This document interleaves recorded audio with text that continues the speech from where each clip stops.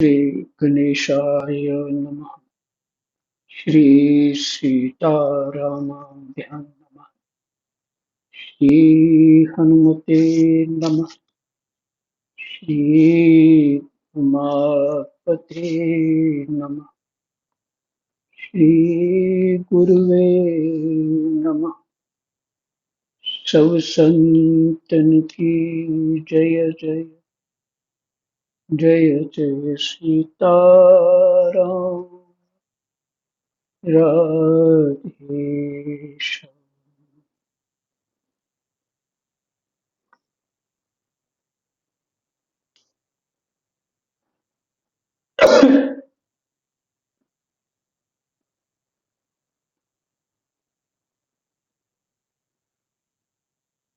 श्रीमद् भगवद गीता अध्याय 5।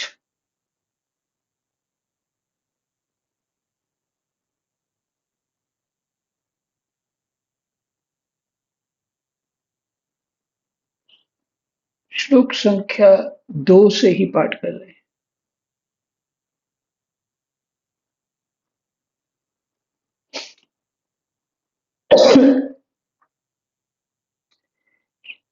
श्री भगवान बोले, संन्यास, सांख्य योग।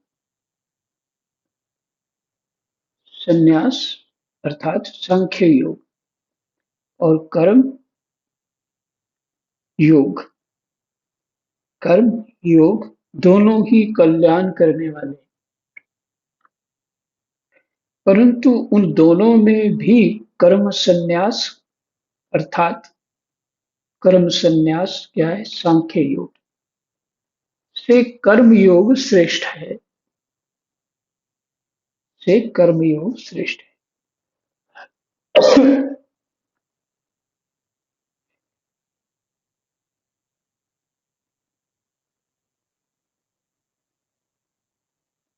तो इसकी व्याख्या फिर से पढ़ देते हैं। भगवान कहते हैं कि यद्यपि सांख्य योग और कर्म योग दोनों से ही मनुष्य का कल्याण हो जाता है, तथापि कर्म योग के अनुसार अपने कर्तव्य का पालन करना ही श्रेष्ठ है।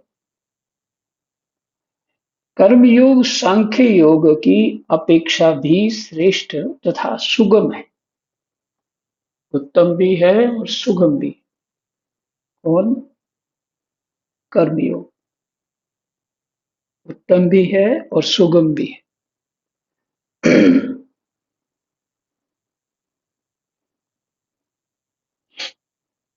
देखिए, पीछे आया था कर्म योग संबंध विच्छेद करने के लिए।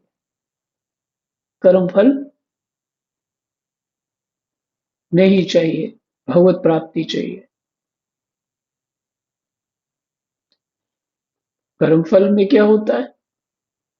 विषय आनंद। जो संसार की हम आवश्यकताएं समझते हैं वो सब उसी में ठीक ठाक चले, सब बढ़िया चले, वो फल है उसका, कर्म का। तो कर्म योग इस भाव से किया जाता है कि हमें भगवत प्राप्ति हो,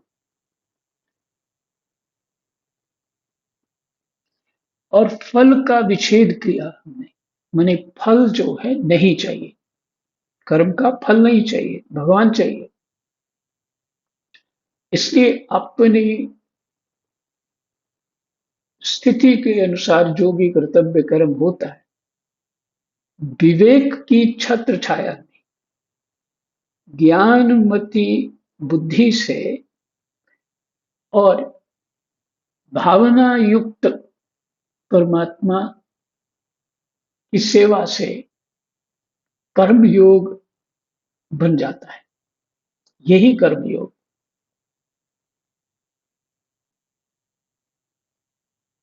तो परिणाम क्या हुआ? फल विच्छेद, कर्म विच्छेद। फल नहीं चाहिए, ठीक है। इस योग योग जब हो गया, कर्म के साथ योग जुड़ गया, तो उसका हमें उसका परिणाम योग इसलिए किया परमात्मा की प्राप्ति के लिए या अपने स्वरूप को प्राप्त करने के लिए, एक ही बात है। और यहाँ कर्म संन्यास में क्या है, मुझे कुछ और नहीं करना है, केवल भजन ही करना है। तो यहाँ भी कर्म का फल जो है विच्छेद हो गया। मैंने कर्म फल नहीं चाहता, वो सिर्फ भजन चाहता। कर्म संन्यास।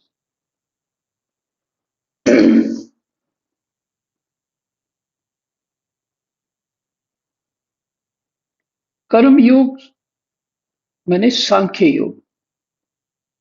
राम राम। कर्म संन्यास क्या है? सांख्य योग। उसमें जो भाव क्या होता है, ये सब प्रकृति प्रकृति है, परमात्मा की माया है जो असत है। और उसमें मैं क्यों उलझूं पलझूं, मैं तो सीधा भगवान का ही भजन करूंगा। तो ये क्या है? कर्म संन्यास मैंने सांख्य योग। भागवत जी में पीछे आप सुन चुके हैं इसमें। माता देवहूति के प्रसंग में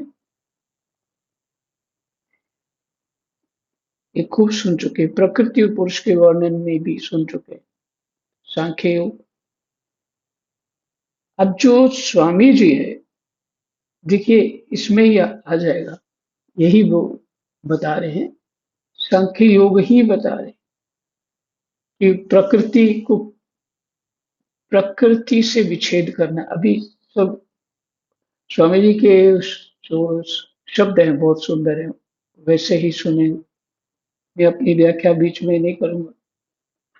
यहाँ मुझे जो समझ आएगा मैं वो जरूर बोलूंगा।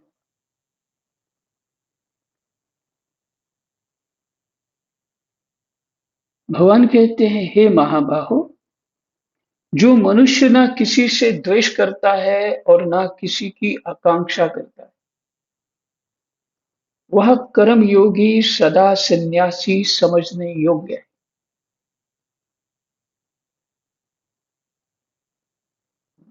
इसलिए मैंने कल आपको गृहस्थ जो विद्वान भक्त हैं उनकी बात सुनाई थी। जो मनुष्य ना किसी से द्वेष करता है और ना किसी की आकांक्षा करता है, वह कर्म योगी सदा सन्यासी समझने योग्य है। क्योंकि द्वंद्वों से रहित मनुष्य सुखपूर्वक संसार बंधन से मुक्त हो जाता है।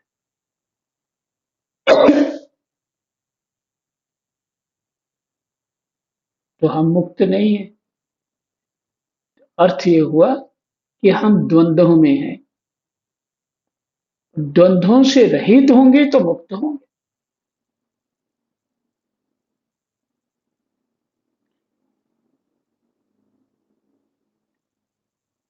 जो किसी से आकांक्षा ही नहीं रखता, किसी से राग द्वेष ही नहीं रखता, तो उसके जीवन में द्वंद्व कहां से होंगे? सुख दुख, राग द्वेष दोनों है ना, तो ये द्वंद्व कहे जाएंगे। तो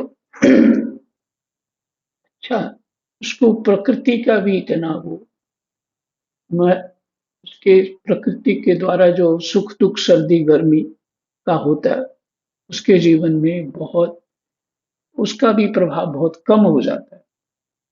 इसकी दृष्टि कहीं और है। इसलिए अपने इस सबके जीवन में अनुभव है कि जब आपको कोई कार्य करना होता है कि ऐसा कि बहुत अनिवार्य है, समय कम है, तो कार्य में पूरा चित्त लग जाता है। जब कार्य में पूरा चित्त लग जाता है तो अपनी भूख का भी पता नहीं चलता कि मुझे भूख लगी है, प्यास लगी है। कुछ फील होता है कुछ, लेकिन पूरा समझ नहीं पाते हैं उस समय। अच्छा ये पूरा करना है, पहले खा लेंगे बाद में, याद भी आ गया तो।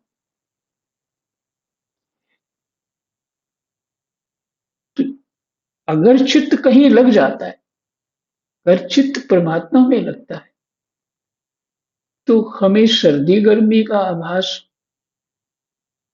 वैसा ही होगा जितना चित्त लगा। कम लगा है तो फिर थोड़ा सर्दी भी लगे, गर्मी भी लगे। हाँ, कुछ परिस्थितियां महापुरुष ऐसे भी हैं जो परिस्थिति बस ग्रस्त सभी, किसी का ये नहीं है कि सन्यासी ही या साधक साधु ही नहीं, ग्रस्त भी वो भजन साधन करते हैं, पर सुख दुख का भी आभास होता है। गर्मी में एसी भी चलाना पड़ता है, तो ये कोई दोष नहीं है। तो वो ये थर्मामीटर उधर मत लगा दीजिएगा। ये दृष्टांत दिए मैंने एक भाव समझने के लिए कि द्वंद्व से ही हटना है। अब शरीर किसी का काम ही नहीं करता, गर्मी में आदत हो चुकी है एसी में बैठने की, तो वहां उसको जीवन से स्वभाव बहुत पहले से स्वभाव बन चुका है। इसलिए ये मत कोई विचार कर ले कि नहीं इसके जीवन ये बड़े ज्ञानी अपने आप को समझते हैं या समझती है, तो देखो मौज कर रहे हैं एसी लगा के बैठे। ऐसा नहीं है। उनके भीतर भाव को समझना है, उनके व्यवहार से ही पता लग जाता है, उनके चिंतन से ही पता लग जाता है। तो फिर से, हे महाबाहु, जो मनुष्य ना किसी से द्वेष करता है और ना किसी की आकांक्षा करता है, वह कर्म योगी सदा सन्यासी समझने योग्य है। क्योंकि द्वंद्वों से रहित मनुष्य सुख पूर्वक संसार बंधन से मुक्त हो जाता है। और यदि राग द्वेष होगा और यदि सुख दुख में गहरी प्रवृत्ति होगी, तो प्राण कठिनता से निकलता है। ये मोह ममता जो है ना, यही सब चीजें हमें प्राण न निकालने में इस शरीर से वही कष्ट देती हैं। और जब प्राण ठीक से निकले, कैसे निकले? बस राग द्वेष, इस सुख दुख के द्वंद्व जो हमने अपने चिंतन में जो सब रखा है, इसी को छोड़ना है तो प्राण बड़े आराम से निकलेगा। इन्हीं को छोड़ना है, यही मुक्ति है। नहीं, ऐसे तो बहुत बड़ी इस विवेक चाहिए। अब जो मैं बोलूं उसी को थर्मामीटर मत मान लीजिए कि हाँ यही लगाना है सब जगह, नहीं। स्वामी राम सुखदास जी, स्वामी उनसे स्वामी रामकृष्ण परमहंस, उनको कष्ट था, वो सहन भी करते थे, गले का कैंसर था उनको, लेकिन इतना विश्वास था उनको, जो कष्ट से हुआ ना, और उन्होंने माता से मांगा नहीं कि मुझे कष्ट दूर कर। उनका कहना था कि माता पहले से जानती है, मुझे कहना क्यों। दूसरी बात, बहुत ही कर्मठ, हर तरह से साधक में अद्वितीय साधक थे, दूसरा ऐसा बहुत कम मिलेगा। वो थे करपात्री जी महाराज। करपात्री जी महाराज बहुत बहुत सब उनकी प्रशंसा करते हैं, धर्म सम्राट की पद है उनके पास। तो करपात्री जी महाराज इतना भजन साधन करने वाले, पैर ऊपर करके शीर्षासन जो होता है, पैर ऊपर करते हैं, सिर नीचे होता है, और दुर्गा सप्तशती का पाठ करते थे शीर्षासन से, और सालों किया उन्होंने। और बड़ा ही समय पर 3 साल से अधिक लगे उनको श्रीमद् भागवत शायद 108 बार पारायण किया गंगा के किनारे, ऐसा उन्होंने। और ज्ञान विज्ञान सब कुछ से संपन्न, और संसार में ऐसा कोई नहीं जो वो ये जो संप्रदाय के झगड़े होते, तर्क होते और ये शास्त्रार्थ होता, उसमें वो पूर्ण संपन्न महापुरुष थे। ठीक है, तो वो मुक्त ही थे। लेकिन क्या हुआ, जो गाय का आंदोलन हुआ तो पार्लियामेंट को घेरा, तो उस समय जेल में डाल दिया, बहुत सारे महात्मा मर गए, तो जेल में मुसलमानों के द्वारा उनकी आंखों में सरिया डाल दिया, दोनों आंखों में सरिया डाल दी, और उसमें खून निकल रहा था। कितना दर्द होगा, कल्पना नहीं कर सकता है। वो उस दर्द से कई दिन पीड़ित रहे और फिर उसी से प्राण छूटे। तो कोई ये विचार कर ले कि नहीं जी, वो तो मुक्त थे, फिर उनको दर्द क्यों हुआ। प्रारब्ध कर्म फल भी तो होता है, वो सबको भोगना पड़ता है। विश्व पितामह ने भी भोगा, और भगवान की कृपा से ही उनको स्पर्श से दर्द नहीं हुआ। तो जो कर्म फल है, अच्छे कर्म फल अलग से उनका अकाउंट रहता है, और बुरे कर्म फल का अलग से अकाउंट रहता है। तो जब गुणातीत हो जाए, गुणों से भी परे हो जाए, केवल परमात्मा में रति मति, माने परमात्मा में ही खो जाए, अपने शरीर का भान न रहे, तब वहां कर्म फल नहीं होता। वहां कर्म फल नहीं होता। तत्व में ही जो तल्लीन हो गया, वहां नहीं होता। और उसके पहले जन्म होगा फिर से, और अच्छी स्थिति, साधक की अगले जन्म में भी अच्छी स्थिति, गीता जी में ये बताया है। योग भ्रष्ट योग, योग भ्रष्ट, अच्छी स्थिति होती है, पर सुख दुख भी होता है, सुख दुख भी होता है। तो इसलिए यात्रा जो है ना, हम साधक की, वो बहुत गंभीर है, सावधान रहना चाहिए। और भगवान के भरोसे भय भी नहीं करना चाहिए, भरोसा भगवान का होना चाहिए। तो क्योंकि द्वंद्वों से रहित मनुष्य सुखपूर्वक संसार बंधन से मुक्त हो जाता है। अच्छा, इसी बात को जो श्लोक है, स्वामी जी क्या लिखते हैं, जिसने बाहर से सन्यास आश्रम ग्रहण कर लिया है, वह वास्तव में सन्यासी नहीं है, अच्छी वेशभूषा है। सन्यासी वास्तव में वह है जिसने भीतर से राग द्वेष का त्याग कर दिया है। तो घर में भी हो सकता है राग द्वेष का त्याग। राग द्वेष के रहते हुए मनुष्य संसार बंधन से मुक्त नहीं हो सकता।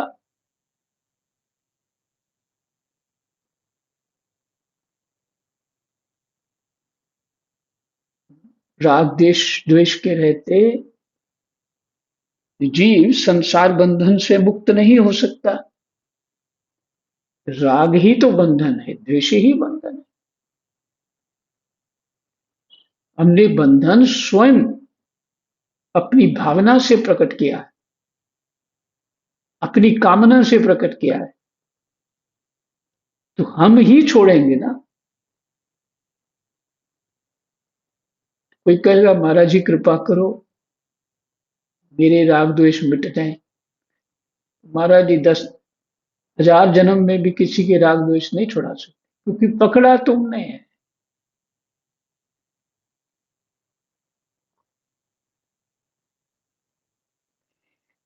तो इसी राग द्वेष को जब जीव छोड़ देता है, अपने समस्त कर्म जो है परमात्मा के निमित्त हो जाते हैं, कर्तव्य रूप हो जाते हैं,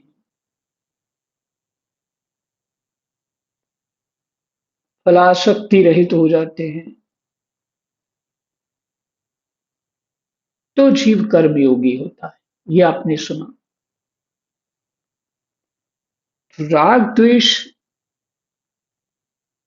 विवेक से छूटेंगे, अपने प्रयत्न से छूटेंगे।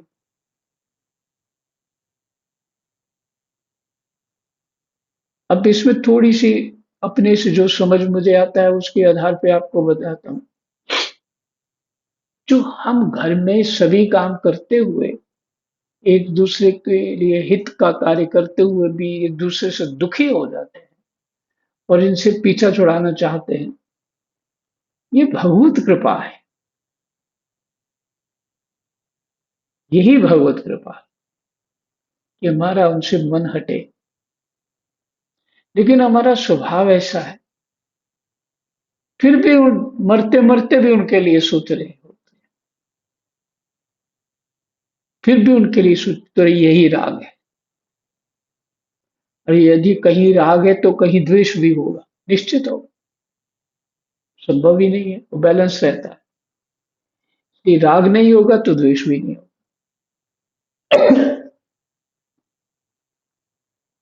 जिसके भीतर राग द्वेष नहीं है, वह कर्मयोगी शास्त्र विहित संपूर्ण कर्मों को करते हुए भी सदा सन्यासी ही है।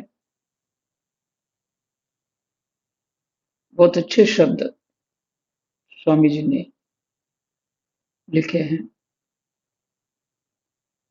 उसे अपने कल्याण के लिए बाहर से सन्यास आश्रम ग्रहण करने की आवश्यकता नहीं है।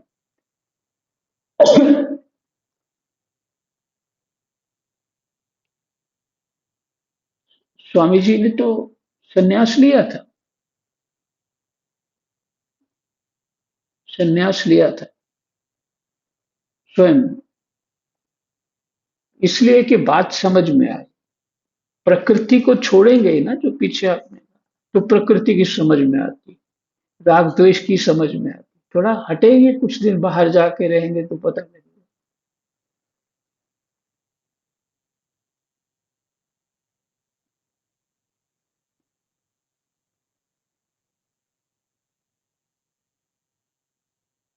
ज्ञान योग में अपने स्वरूप को जानने की मुख्यता रहने से, ज्ञान योग में अपने स्वरूप को जानने की मुख्यता, मुख्य उसका उद्देश्य यही होता है, रहने से ज्ञान योगी में उदासीनता रहती है। परंतु कर्मयोगी में दूसरे के हित की मुख्यता रहती है, दूसरे के हित की मुख्यता रहती है। इसलिए अहम वृत्ति का त्याग कर्म योग में सुगम है। इसलिए अहम वृत्ति का त्याग कर्म योग में सुगम है। सेवा बुद्धि हो जाती है, दूसरे के हित की भावना होती है, और ज्ञान योग में नहीं।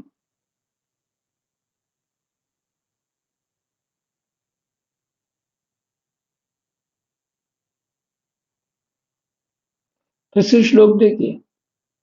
हे महाबाहो, जो मनुष्य ना किसी से द्वेष करता है और ना किसी की आकांक्षा करता है, वह कर्मयोगी सदा सन्यासी समझने योग्य है।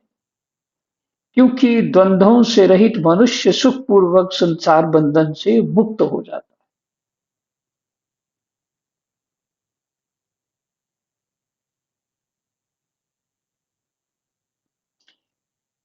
जो सुन रहे हैं उसको खूब ध्यान देना पड़ेगा, तभी भीतर प्रवेश करेगा। भगवान जी ने जो पहला श्लोक बोला है, दूसरे संख्या 2 का, संन्यास सांख्य योग माने संन्यास और कर्म, दोनों योग ही कल्याण करने वाले, परंतु उन दोनों में भी कर्म संन्यास अर्थात सांख्य योग से कर्म योग श्रेष्ठ है। अब स्वामी जी की ये बात ये उनकी व्याख्या के अंतिम लाइनों में देखते हैं। ज्ञान योग में अपने स्वरूप को जानने की मुख्यता रहने से ज्ञान योगी में उदासीनता रहती है। माने उदासीनता वैराग्य भी होता है, ठीक है। और उदासीनता मैंने कुछ अच्छा नहीं लगता संसार, परमात्मा में ही चिंतन रहता, परंतु कर्मयोगी में दूसरे के हित की मुख्यता रहती है। कर्मयोगी दूसरे के हित की, हित कौन सा करता है वो?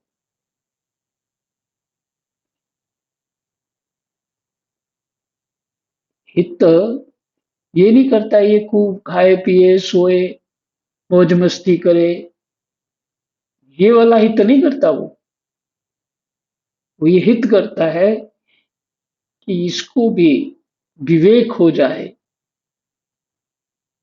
जो इसका मार्ग है जो भूल चुका है उस मार्ग पे चल पड़े और अपने गंतव्य स्थान पे पहुंच जाए। इसी इच्छा से वो दूसरे का हित करता है, यही हित है, बाकी कोई हित नहीं। वो हित तो हर कोई कर रहा है संसार में, जो अपनों के लिए सारी सामग्रियां जुटाता रहता है, वो तो संसार ही कर रहा है। तो फिर वो कर्मयोग कैसे हो? इसलिए ये राग द्वेष है, राग द्वेष में आ जाता है संसार के विषय साधनों में अपनों के लिए जुटा रहता है। तो ये कर्म है। और कर्मयोगी तो अब वो स्वयं ऐसा होता है कि उसको इन सब चीजों से कोई जिसको छुड़ा दिया, जिसको उसने खुद छोड़ दिया, जिसने जिसने उन चीजों को है दृष्टि से देखा कि ये चीजें ठीक नहीं है, तो वो दूसरे को ऐसा कर्मयोगी दूसरे को कैसे दे सकता है कि तुमको बढ़िया नींद आए, सोया रहे, खूब खाए पिए मोटा हो जाए, तो सुखपूर्वक जीवन निर्वाह करे। ये तो कर्मयोगी दूसरों की ऐसी सेवा नहीं करता। दूसरे के हित की मुख्यता रहती है, हित यही है और कोई हित नहीं, बाकी सब अहित है।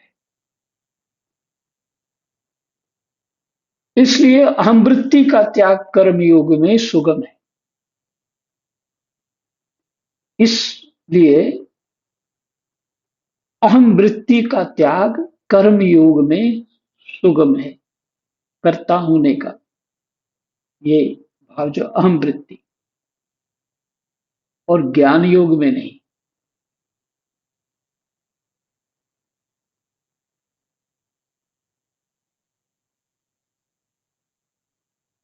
अच्छा, एक बात है इसमें हम कर्मयोग की व्याख्या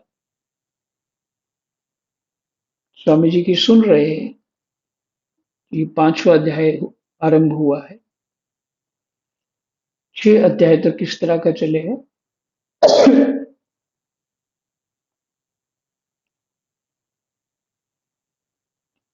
आप ध्यान देंगे यदि, तो सारा जो एक चिंतन है वो अपने अवगुणों को दूर करने का है। अपने अवगुण जो हैं उनको दूर करने का, अपनी सफाई करने का, ये सारा चिंतन यही। और भक्ति योग में क्या होता है? वहीं भी अवगुणों को दूर करने का, अपनी शुद्धि करने का। ज्ञान में क्या होता है? बस वहां भी यही है।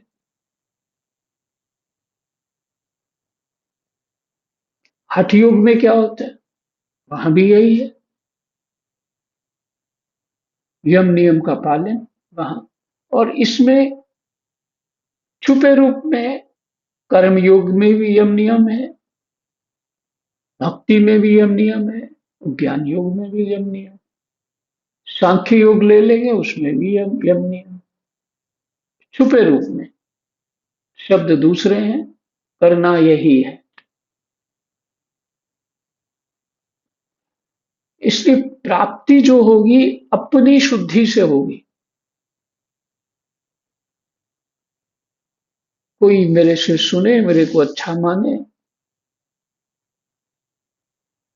अहम बुद्धि हो सकती है, अपनी शुद्धि नहीं हो सकती।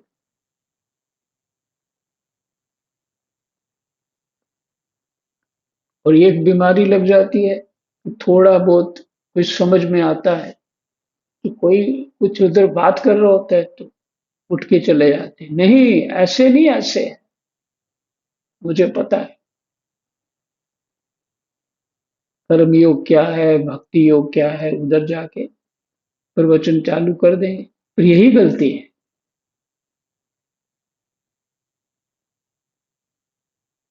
यही गलती है, क्योंकि अपनी तरफ से क्यों ध्यान हटाया, बाहर क्यों गया ध्यान, दूसरी तरफ क्यों जा रहा है। सफाई अपनी करनी है। मैंने अपना घर साफ करना हो तो मैं दूसरे का घर अभी गंदा नहीं हुआ तब तक मैं अपना घर साफ नहीं करूंगा। वो गंदा है उसका घर, इसलिए मैं साफ कर लेता हूँ, ये कोई भी भाव से, तो ऐसे काम नहीं चलेगा। अपना घर स्वतः ही साफ रखना है अपने लिए, दूसरे का घर कैसा है इसका ध्यान नहीं होना चाहिए। तो ये सारे भावों का अर्थ है कि अपने चित्त को बाहर ना जाने दो, अपने चित्त को बाहर नहीं जाने दो, इतना समय ही नहीं है तुम कुछ और सोचो। और थोड़ा इधर उधर बुद्धि, स्वभाव है बुद्धि का इधर उधर जाना, संसार को समझना, तो गए तो ट्रेन छूट जाएगी, फिर ये दोबारा समझ आएगी कि नहीं आएगी ये भगवान ही जाने, मौका मिलेगा कि नहीं मिलेगा। इसलिए देखो प्रहलाद जी ने भी यही कहा है, यही कहा है कि हिरण्याकश्यप कहते हैं अभी तो तुम्हारी अवस्था तो राजपाट के धर्म सीखने की है, अब तुम भजन साधन में लग गए, ये ठीक नहीं है, बाद में करना। तो कहता है पिताजी पहले मर गया तो बताइए कहाँ, फिर कौन करेगा, कैसे होगा।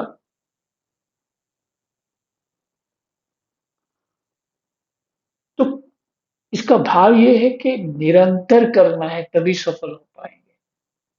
जब से समझ आ जाए तब से करना है। बाहर बाहर बुद्धि घुमाना ठीक नहीं। तो तभी ये समझ भी आएगा गीता जी पाठ, नहीं तो ये भी नहीं समझ आता, कुछ और समझ आता है कि समझदार हो गए, बस यही समझ आता है। श्लोक हो नहीं पाए यार। चलो चौथा श्लोक पढ़ लेते हैं। वे समझ लोग सांख्य योग और कर्म योग को अलग अलग फल वाले कहते हैं, ना कि पंडित जन। पंडित जन मैंने विवेकी विद्वान, जिसके जीवन में वैसा आचरण भी होता है उसी को पंडित कहते हैं, ना कि पंडित जन। क्योंकि इन दोनों में से एक साधन में भी क्योंकि इन दोनों में से एक साधन में भी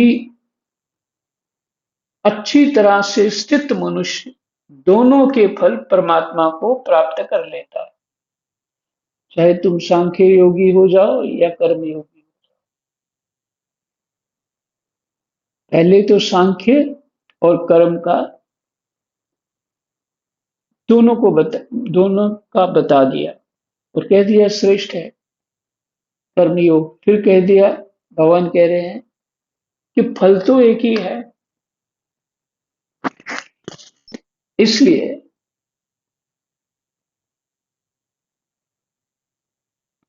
तुम कोई सा भी करो, क्योंकि फल तो परमात्मा प्राप्ति है। भगवान के मत में ज्ञान योग और कर्म योग दोनों ही लौकिक साधन हैं और दोनों का परिणाम भी एक ही है। दोनों ही साधनों की पूर्णता होने पर साधक संसार बंधन से मुक्त होकर आत्म साक्षात्कार कर लेता है। अतः दोनों ही मोक्ष प्राप्ति के स्वतंत्र साधन हैं। एक बात ये कहनी है आपको। लोग कहते हैं गुरु ज्ञान देता है, ये करता है, वो करता है, कोई कृपा कर देता है, शक्तिपात कर देता है। नहीं, गुरु जी देंगे। अरे भगवान स्पष्ट कह रहे हैं, कर्मयोगी हो जाए या सन्यासी योग हो जाए, सत्यता से पालन कर मेरे दर्शन हो जाए।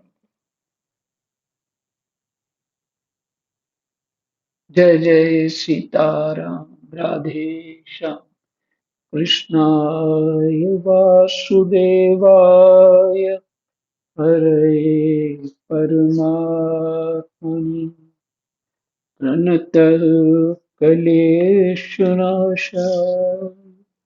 गोविन्दाय